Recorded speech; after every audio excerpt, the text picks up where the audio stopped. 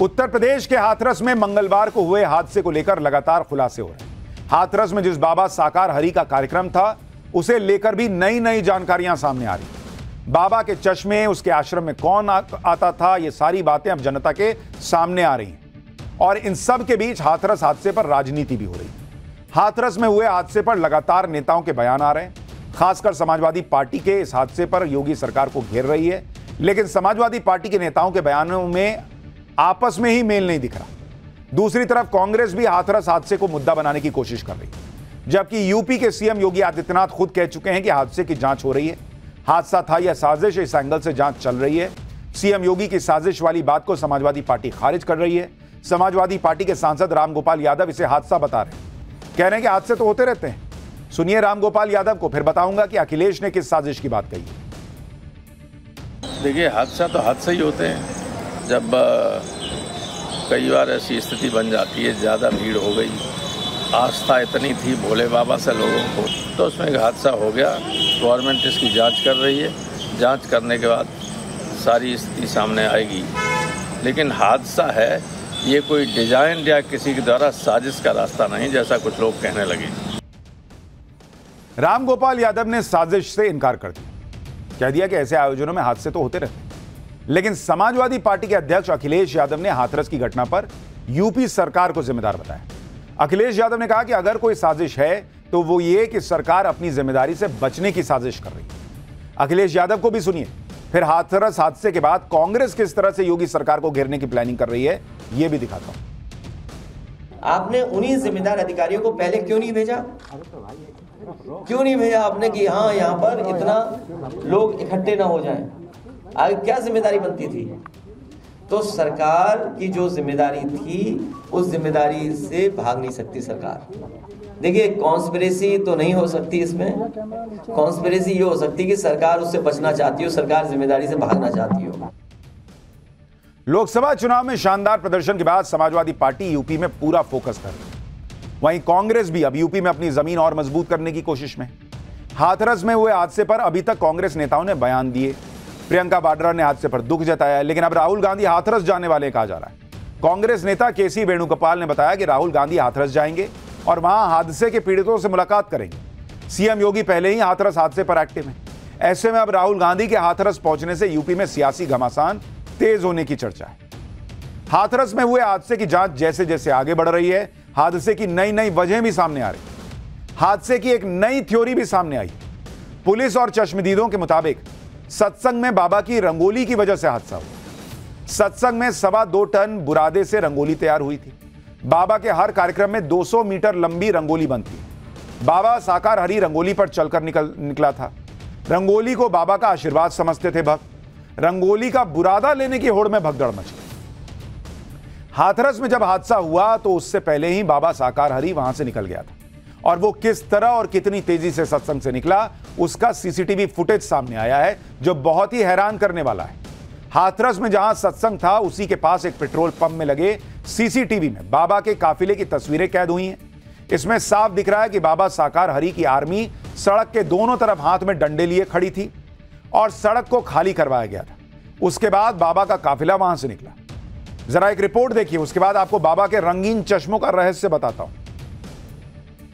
2 जुलाई को किस तरीके से भगदड़ मची और बाबा कैसे भागा, देखिए। यहां पर आप देखेंगे तो जो बाबा के जो प्राइवेट आर्मी जो बाबा ने बना के रखी थी, ये देखिए डिवाइडर के इस तरफ आ चुकी है। और यहां देखिए ये ब्लैक कैट कमांडोज की तरह ये बाबा की पर्सनल आर्मी है, जो आपको बाइक से जाती हुई दिखाई देगी। और देखिए ये बाइक से आर्मी गई और पीछे से एक छोटी कार गई, और ये कार जो आपके सामने जाएगी अभी, ये बाबा की कार है। ये देखिए, ये जो गाड़ी आपके सामने नजर आ रही है सफेद रंग की बड़ी, ये बाबा की कार है। और इसी में बैठकर जो बाबा है अपने काफिले के साथ निकलता है। लगभग 7 से 8 गाड़ियां इसकी काफिले में है। और अगर आखिरी में देखेंगे तो एक पुलिस की जिप्सी भी आपको दिखाई देगी। और दोनों तरफ अगर आप देखिए तो जो किस तरीके से जो बाबा के सेवादार और बाबा की जो आर्मी है, वो बाबा को सेफ पैसेज देने के लिए देखिए यहां पे खड़ी है। बाबा साकार हरि ने अपना एक अलग साम्राज्य बना रखा। उसके अनुयायी उसे भगवान का अवतार मानते थे, और बाबा भी अपने भक्तों के सामने दावे किया करता था कि वो कुछ भी कर सकता है। बाबा हमेशा टिप टॉप सूट बूट और शानदार सनग्लासेस में दिखाई देते। बाबा के इन चश्मों का राज हम आपको बताते हैं। बाबा साकार हरि मंगलवार के दिन अलग अलग रंग के चश्मे पहनता था, जैसे ये नीले रंग का चश्मा जो आप देख रहे हैं। बाबा का यह दावा था कि उनकी आंखों में दिव्य दृष्टि है और नीला चश्मा जब वो उतारते थे और उनकी नजर जिस पर पड़ती थी उन लोगों की बीमारियां दूर हो जाती थी। सोचिए किस तरह से बाबा ने लोगों को अपने जाल में फंसा रखा था कि नीला चश्मा उतारूंगा और जिधर देख लूंगा, जिस पर देख लूंगा, उसकी बीमारी ठीक हो जाएगी। इसी तरह से हरे चश्मे का राज भी आपको बताता हूं। बाबा का दावा था कि उसके हरे चश्मे में भी शक्ति है। मंगलवार को वो हरा चश्मा पहनकर आता था और जब चश्मा उतारता था तो उसकी दृष्टि से भूत प्रेत की बाधा खत्म हो जाती। मतलब बीमारी ठीक करने के लिए नीला चश्मा, भूत प्रेत भगाने के लिए हरा चश्मा। नीले और हरे रंग के चश्मे के अलावा बाबा कई बार काले और भूरे कलर के चश्मे भी पहनता था। बाबा साकार हरि यह दावा करता था कि जिस दिन उसने काले या ब्राउन कलर के चश्मे पहने हैं उस दिन उसकी दिव्य दृष्टि जिस पर पड़ती थी उसे शांति मिलती थी। खास बात यह है कि बाबा के चश्मे के कलर के हिसाब से भी भक्त अपनी समस्या लेकर आते थे और बाबा के सहयोगी पहले ही यह प्रचार कर देते थे कि बाबा किस मंगलवार को कौन से रंग का चश्मा पहनकर आने वाले। देख रहे हैं हिसाब किताब। हाथरस हादसे के बाद अब धीरे धीरे बाबा साकार हरि से जुड़ी जानकारियां सामने आ रही। यह भी कहा जा रहा है कि बाबा साकार हरि के खुद ही महिला सेना थी उनकी। बाबा की महिला सेना उनके साथ चलती थी और सुरक्षा में तैनात रहती थी। बाबा की महिला सेना की वर्दी बिल्कुल किसी कमांडो की वर्दी जैसी दिखती थी। बाबा साकार हरि की महिलाओं के साथ कुछ तस्वीरें भी सामने आई हैं, जिसके बाद बाबा साकार हरि का नाम महिलाओं के साथ भी जोड़ा जा रहा है। लोग ये बातें कह रहे हैं, ये बातें बाबा के गांव वाले ही कह रहे हैं। गांव वालों का कहना है कि बाबा के आश्रम में लड़कियां आती। देखिए बाबा साकार हरि के गांव से ये एक्सक्लूसिव रिपोर्ट, फिर बताऊंगा कि बाबा के दोस्त ने क्या खुलासा किया है। ये लड़कियां बाहर की होती थी या बाहर की थी? अच्छा, गांव के लोगों ने देखा है, मतलब आप लोगों ने देखा है? हाँ आती थी, बस में आती थी, पूरी बस में। बाबा पैसे भी लेते हैं क्या? पैसे अंदर लेते। ये एक तांत्रिक हैं। अच्छा, पब्लिक को बहका देते हैं और इनके जो ये नहीं है सिक्योरिटी फोर्स बना रखा है। हाँ, सेवादार कमांडर। हाँ, कमांडर है, कोई अधिकारी है, बड़ा है, ये एजेंट है। भगवान का अवतार नहीं है बाबा। अरे भगवान का अवतार तो हुआ ही नहीं है, कलेगो में होगा ही नहीं। कैसे भगवान हो सकता है? इंसान को भगवान तो मैं तो कहता नहीं। मतलब नौकरी छोड़े चले आए, इन्हें तो बुड्ढी मारी थी, वो जेल में चले गए, जेल में छूटने के बाद आए थे। बाबा साकार हरि पर सबसे बड़ा खुलासा तो उनके दोस्त ने किया। बाबा साकार हरि के दोस्त राम स्नेही का दावा है कि बाबा ने पूरी योजना बनाकर यह काम शुरू किया।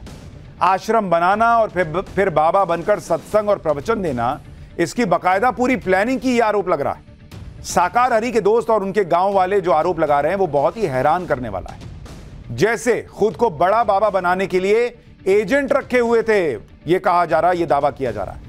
बाबा कोई चमत्कार नहीं करता, गोरख धंधा है। एजेंट को पैसे देकर सत्संग का ढोंग करते थे, ये उनके गांव वाले और दोस्त आरोप लगा रहे हैं। बाबा के एजेंट्स ने लोगों में भ्रमजाल फैलाया। बाबा के एजेंट से खुद को भगवान कहलवाने लगा वो, और उंगली में चक्र और त्रिशूल दिखने की बातें फैलाई। बाबा पर नशे का आदी होने का भी आरोप लगा है। बाबा के आश्रम में गांव के लोगों की एंट्री नहीं होती थी। बाबा के दोस्त राम स्नेही से टाइम्स नाउ भारत ने एक्सक्लूसिव बातचीत की और इस दौरान उसने विस्तार से बताया कि बाबा ने खुद को भगवान बनाने की प्लानिंग कैसे की थी। सुनिए इसे, फिर आपको बताऊंगा कि बाबा साकार हरि ने कैसे करोड़ों की संपत्ति खड़ी कर ली। तो योजना बनाई उन्होंने, कैसे बनेगा? योजना तो वही बता, अंधविश्वास नहीं, वो वही बात बता दीजिए, क्या क्या बातें की उन्होंने अंधविश्वास की? अंधविश्वास कोई बात नहीं कि मैं ही वो भोले बाबा हूँ, मैं ही वही शंकर हूँ, वही मैं हूँ। तो आपने कहा नहीं, ऐसा झूठ क्यों बोलोगे? मैं इस बात को क्यों कहता, इस बातों में क्यों कहता? जब बताइए, तुम कर रहे हो अपने लिए कर रहे, मैं कर रहा हूँ अपने लिए कर रहा हूँ। बड़ा खुलासा कर रहे हैं कि वो आपसे बातें साझा कर रहा था कि मैं ही भोले बाबा हूँ। हाँ। ऐसा मैं लोगों को बताऊंगा। हाँ, मैं ही भगवान हूँ, मैं ही भोले बाबा। बाबा साकार हरि के एजेंट ये दावा करते हैं कि बाबा अपने भक्तों से पैसे नहीं लेता, दान दक्षिणा नहीं लेता था। उसके बाद भी बाबा साकार हरि ने करोड़ों रुपए की संपत्ति बना ली। बाबा साकार हरि 100 करोड़ का मालिक बताया जाता है। बाबा ने 15 साल में अकूत दौलत बनाई। मैनपुरी में आलीशान आश्रम है। पश्चिमी यूपी में 24 से ज्यादा आश्रम है।